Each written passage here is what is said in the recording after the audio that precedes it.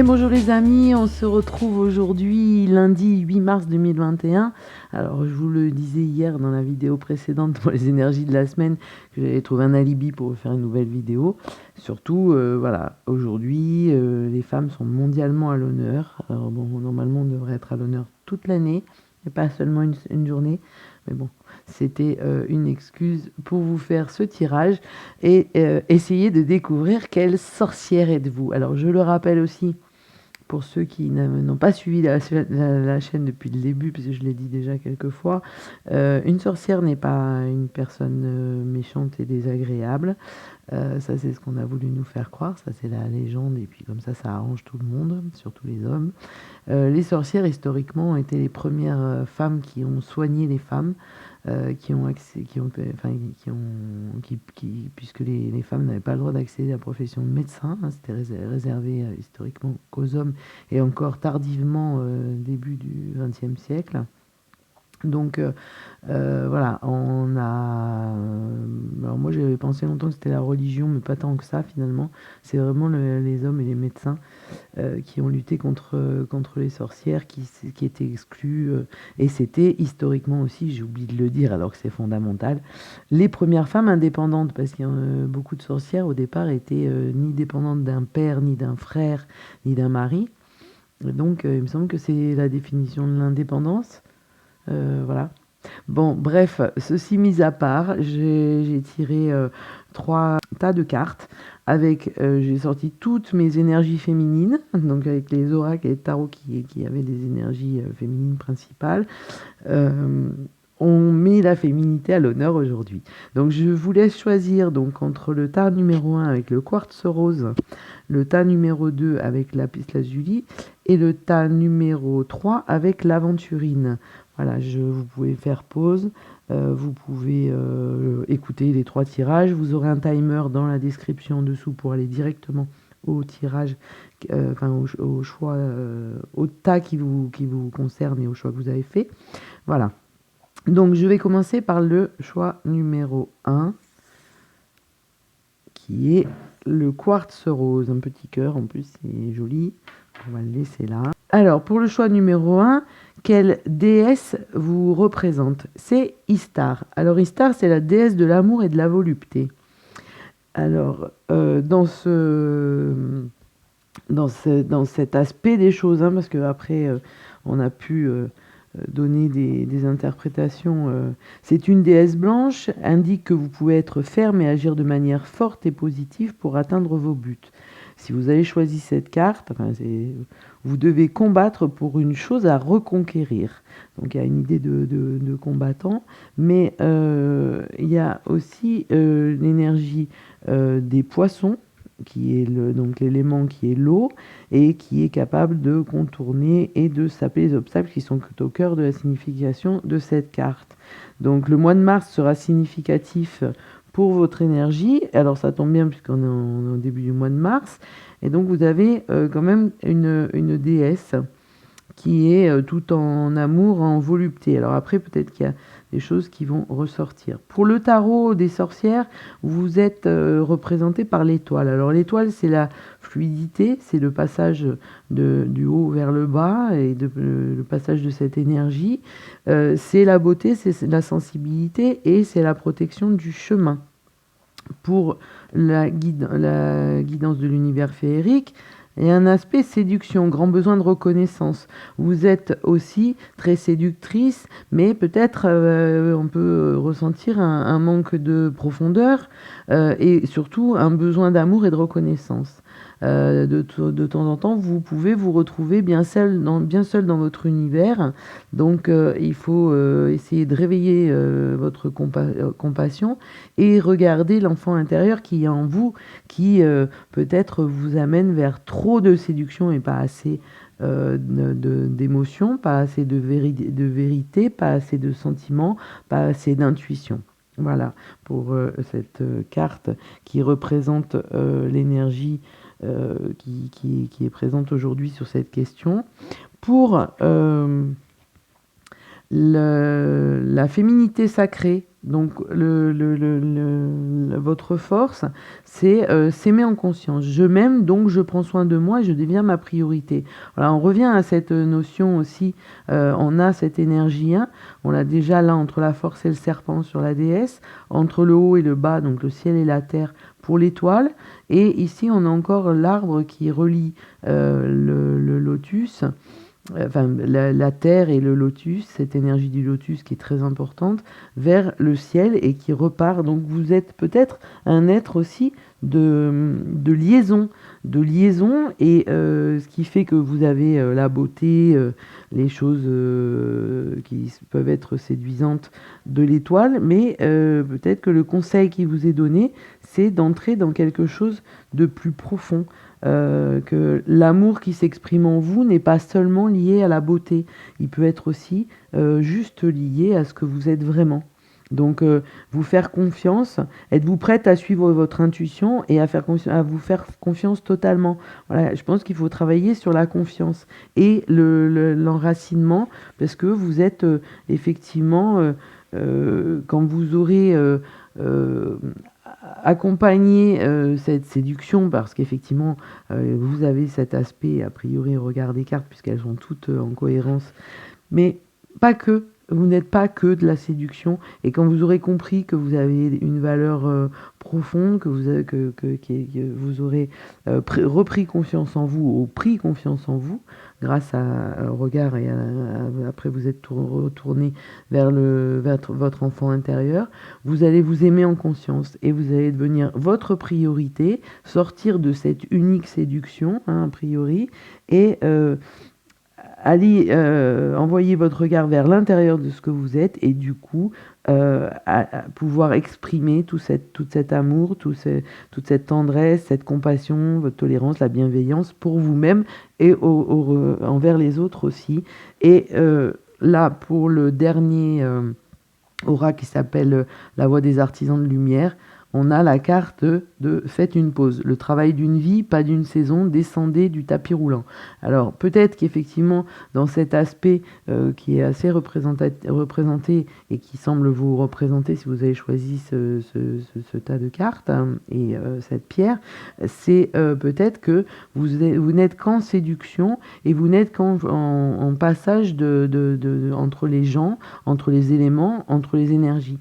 Alors peut-être il faudrait aussi vous arrêter, revenir sur ce que vous êtes vraiment, exprimer ce que vous êtes vraiment, et vous recentrer sur vous pour continuer à faire passer ces énergies entre les gens, entre les éléments et autres, mais pas que. Voilà, que vous puissiez exister pleinement au-delà de la séduction, et de ne pas chercher en permanence un besoin de reconnaissance des autres. La plus belle reconnaissance qu'on puisse avoir, c'est la sienne, c'est sa propre reconnaissance, et reconnaître surtout vos valeurs.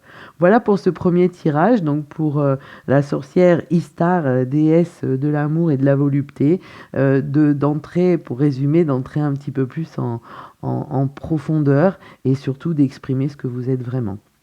Voilà pour le choix numéro 1. On va passer au choix numéro 2.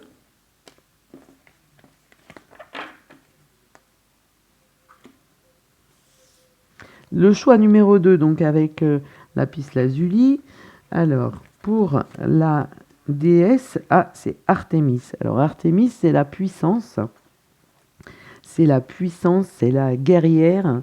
On va rentrer là dans les éléments de bélier, de feu, une énergie. Donc le thème, le message de la carte, c'est allez-y doucement si possible. Donc là, il y a effectivement une très forte énergie. Cette déesse vous indique que votre propre impétuosité, votre habileté peuvent détruire les choses que vous désirez le plus. Bien que vous soyez tenté d'être compétitif, vous ne devriez pas essayer de vous engager dans une action imprudente ni dans un comportement menaçant. Donc, il faudrait une approche plus sereine, moins sophistiquée de la question. Il faut une solution créative. Alors, effectivement, elle est très aérienne avec ses ailes qui peuvent faire référence à l'ange, mais on a une personnalité haute en couleurs, hein. On a la force, on a la déesse chasseresse, on a la maîtresse de toutes les créatures sauvages, donc une espèce de force et de puissance qui s'exprime à travers cette carte. Pour le tarot des sorcières, l'énergie qui vous représente ou la carte féminine qui vous représente, c'est la roue de fortune. Alors la roue de fortune, c'est le dynamisme, c'est le mouvement, c'est des cycles et c'est l'alliance du tout.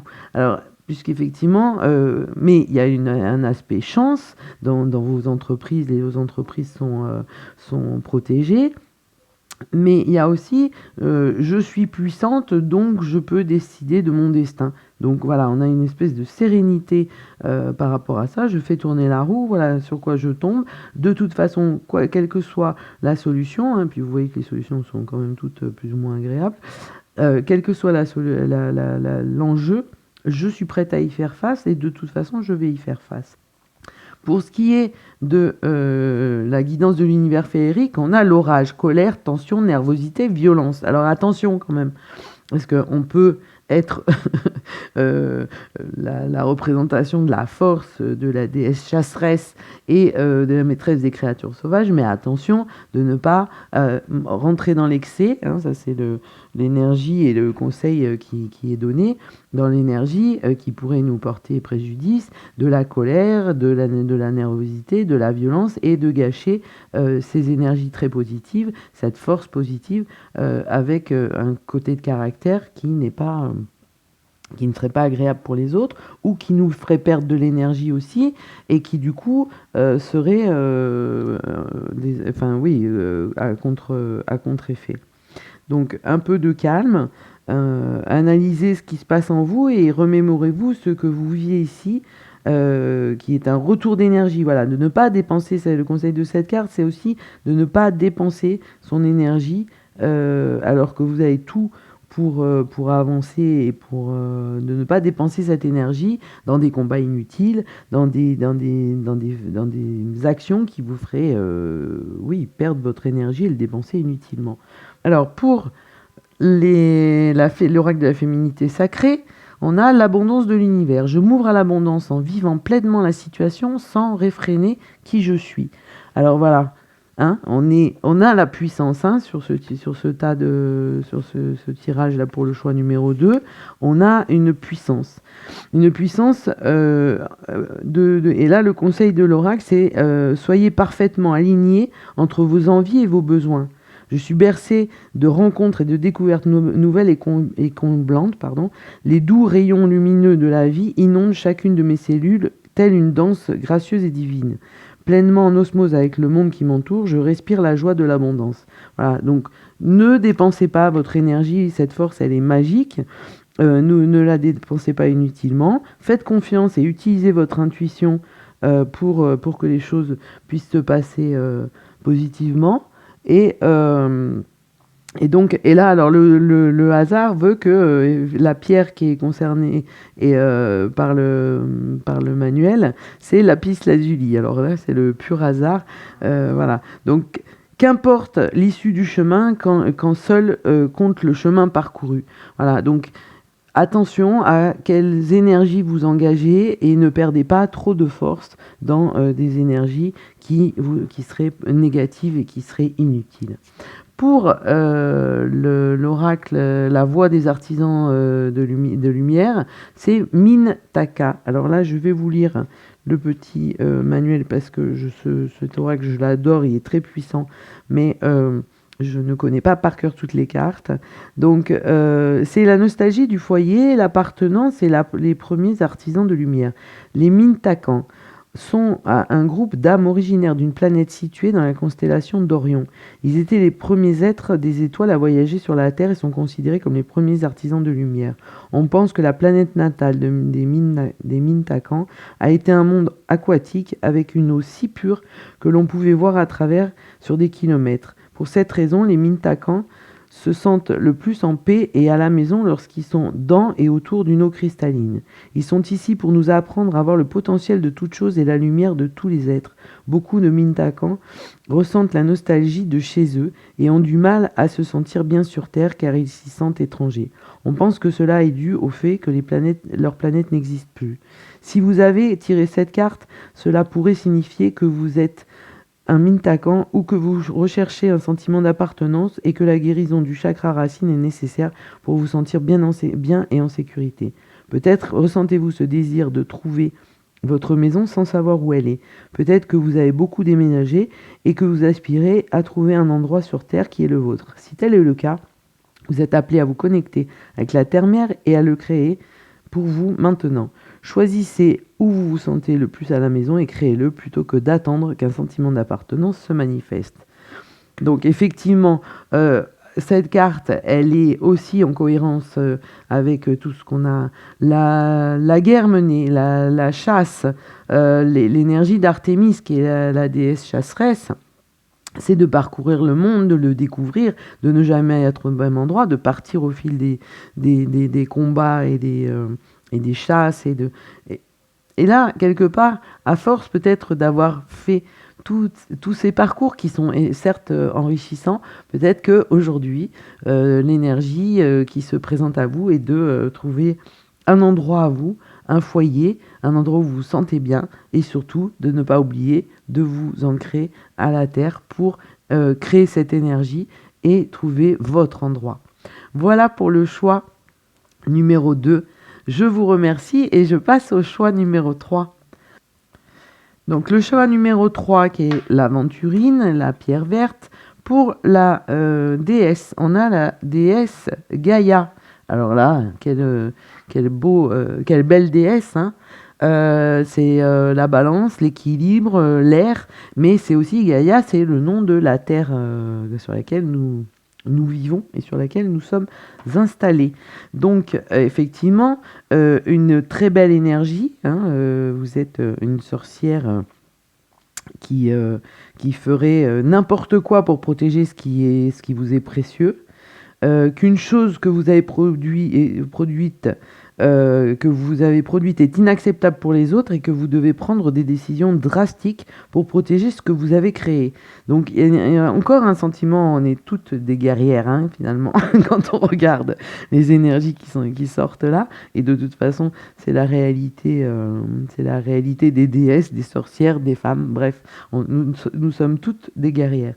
Donc il faut peser le pour et le contre dans chaque situation, hein, parce qu'on a l'énergie de la balance, chercher le talon d'Achille dans l'émotion.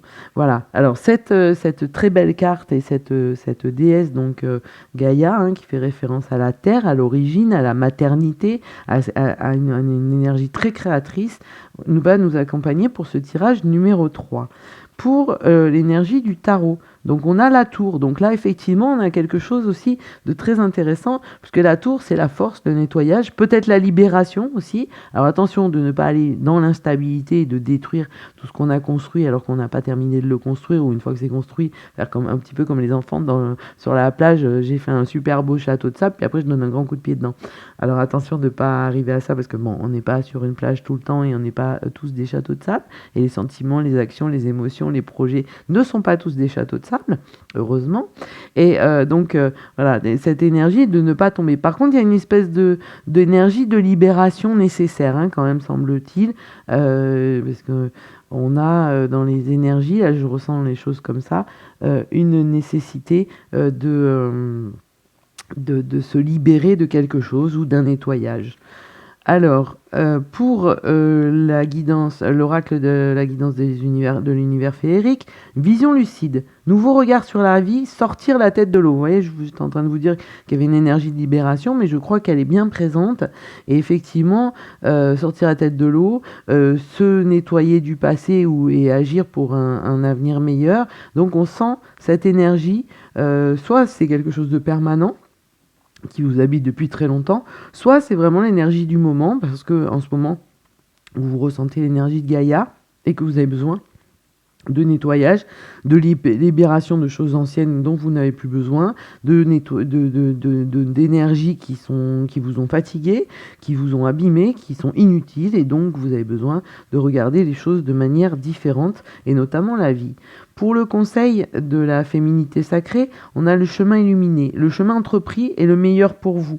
Donc là, de nouveau, on retombe dans une énergie de libération.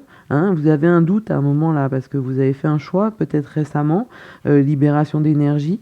Donc la lumière céleste de ce soleil couchant reflète sur cet océan paisible la confiance et l'encouragement du divin. La voie dorée de l'illumination se dessine devant vous, accueillant avec bienveillance et volupté chacun de vos pas dictés par l'envie, la joie et le désir. Si certains rayons sont plus diffus, laissez-vous guider par les étincelles qui jaillissent de votre cœur. Elles sont l'éclat intérieur de votre bonne étoile. Voilà, donc vous avez entrepris, vous avez fait un choix. Et alors là, et encore une fois, on a là en pierre sacrée l'aventurine. Eh ben écoutez, c'est parfait. J'avais fait le choix aujourd'hui, le bon choix. Donc là, on nous rappelle qu'il est indispensable de toujours être à l'écoute de ce qui vous anime, d'écouter vos rythmes en prenant soin de vous, de votre santé, et de rythmer votre quotidien d'activité qui procure du plaisir, qui donne du sens à votre vie. Peut-être doutez-vous des résultats aujourd'hui, car des événements inattendus ou des blocages sont en cours, mais cette carte est là pour vous rassurer. Voilà, c'est ce que je vous disais. On est vraiment ici dans une énergie de libération. Vous avez fait le choix de vous libérer, de détruire quelque chose qui ne vous convenait plus, ou de supprimer de votre vie, ou de voir les choses différemment avec la tour.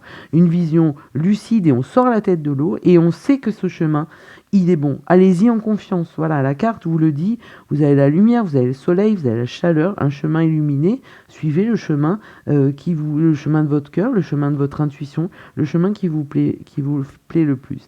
Et alors là, c'est juste ça me surprend même encore moi maintenant, puisque j'ai quand même là 5 jeux différents qui sont par tirage très cohérent, et je vous assure que les cartes sont sorties comme ça, que je ne les ai pas regardées avant, et que surtout je ne les ai pas triées, hein, sinon ça aurait aucun sens. Mais je suis toujours stupéfaite. Faites confiance au doute. Quel est le sentiment insidieux que vous essayez d'exprimer? Donc voilà, on a des cartes. Vous avez pris une décision, vous vous êtes libéré, vous allez vers quelque chose qui vous rend heureuse, qui vous fait plaisir.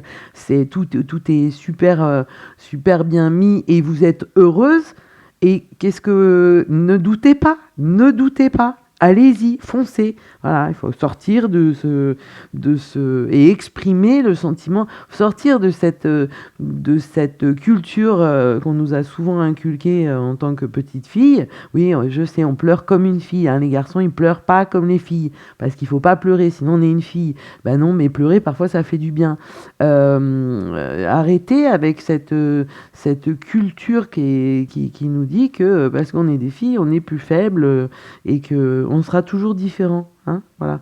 Les hommes, les femmes, on sera toujours différents. Mais c'est pas une raison pour douter de ce que l'on est, et de ce que l'on a au fond de soi, et surtout de ses émotions, de ses sentiments et de son intuition.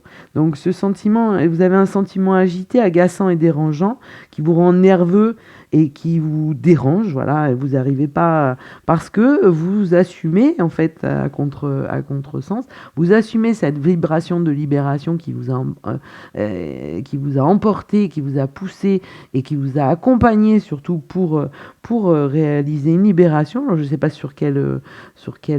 dans quel domaine, mais ça peut être un changement d'emploi, ça peut être de quitter une personne avec qui vous n'étiez plus satisfaite et heureuse, ça peut être de quitter un endroit, de déménager, de prendre une décision qui semble être quand même très forte, mais qui vous remplit de doutes. Mais ne doutez pas, si vous avez choisi de prendre cette décision et d'agir ainsi, c'est que c'était bien pour vous. Voilà, faites-vous confiance, faites confiance à votre intuition, et exprimez votre doute et vos doutes si vous en avez. Ça, il n'y a pas de problème, on peut toujours exprimer, mais ne les laissez pas, justement, exprimez-les pour qu'ils ne vous inondent pas, et ne vous ralentissent pas dans l'expression de votre joie, de votre bonheur, et dans votre volonté de continuer dans ce chemin. Le chemin est illuminé.